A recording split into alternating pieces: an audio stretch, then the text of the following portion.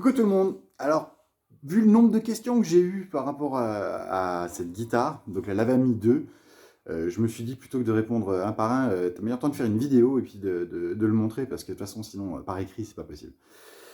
Donc, on va partir sur un petit exposé. Donc, je ne suis pas rémunéré, hein, évidemment.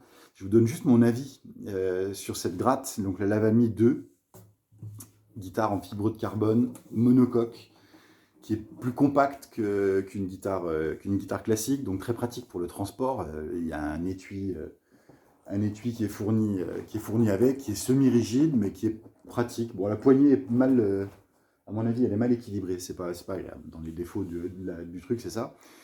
Mais sinon, voilà, l'intérêt de cette gratte, c'est que donc on peut la balader partout et qu'on a un pur son avec un ampli qui est dessus. Donc c'est un préampli, c'est la version Lavami 2 option FreeBoost.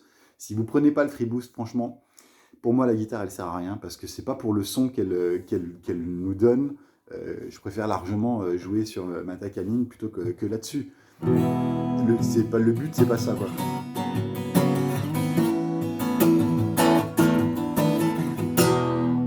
C'est un son qui est très très métallique. Hein.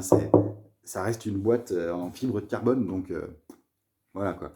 Par contre, là où c'est magique, c'est quand on est en extérieur et qu'on utilise le FreeBoost. On allume. Si je vous refais la même chose que ce que je viens de vous faire, c'est juste bluffant quoi. Alors le plus étonnant, c'est en extérieur. Après, vous pouvez voir les vidéos d'avant avec des morceaux. Là, vous rendez mieux compte. Et encore, c'est bien plus grave, bien plus sourd que ça ne ressort en réalité quand on est devant la guitare. Mais c'est super sympa, quoi.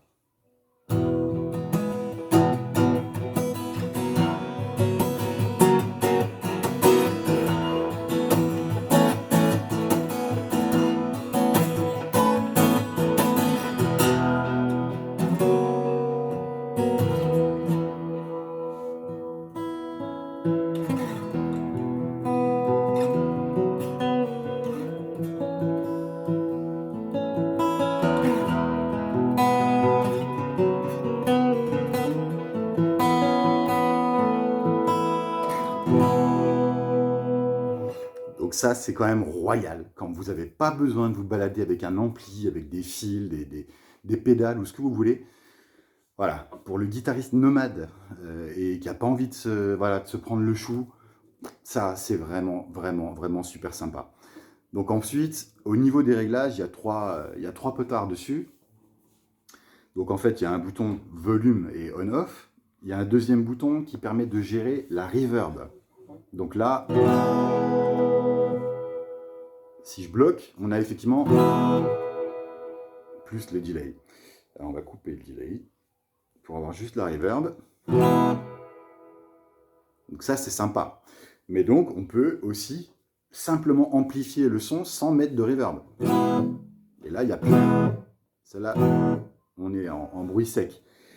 Donc ça, voilà, c'est déjà la première chose. La deuxième chose, donc, c'est ce fameux delay. Alors le delay, ça permet d'avoir une espèce d'écho qu'on peut régler au niveau de la vitesse. Donc en fait, quand on fait n'importe quelle note, mais là, je suis réglé sur le plus lent possible. Mais effectivement, après, selon la vitesse du morceau, on règle en fonction de... C'est pas mal.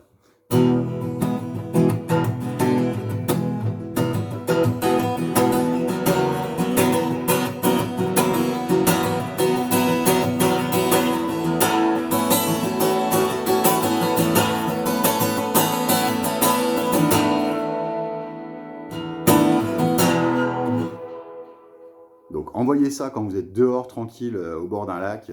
Ouais, c'est sympatoche. Donc c'est vraiment ce truc-là que je trouve sympa.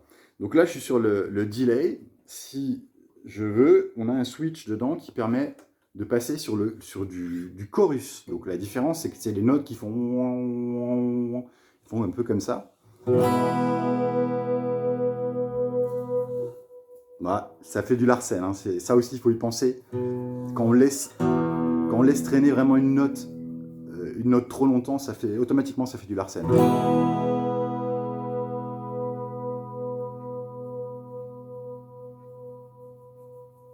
Et après, si vous attendez que ça se termine, le son il remonte et il y a un sifflement parce que c'est toujours pas fini. Hein. Et là, il y a le sifflement qui va monter, monter, monter, monter en volume. Après, on fait jamais ça, donc on s'en fout. Mais voilà, faut le savoir. Mais donc le chorus, qui permet d'avoir un son très planant, moi j'aime moins. Après, c'est par goût.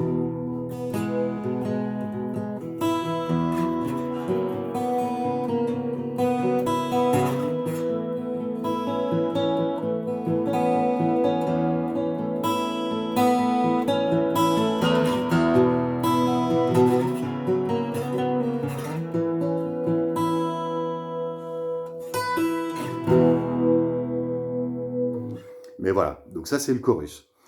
Donc moi j'en suis vraiment content de cette gratte. On m'a posé la question de savoir qu'est-ce qu'on peut régler. Ben, pas grand chose, hein. Effectivement on règle les cordes. Elle est montée sur des cordes light, donc je vais pas tarder à les changer. Parce que les cordes light, moi je peux pas jouer avec. Pour le strumming c'est vraiment vraiment pas l'idéal. Par contre, ce qui est sympa, et que j'aime bien, c'est tout ce qui est hammer-on, parce que là ouais, quand c'est des cordes light ça marche bien.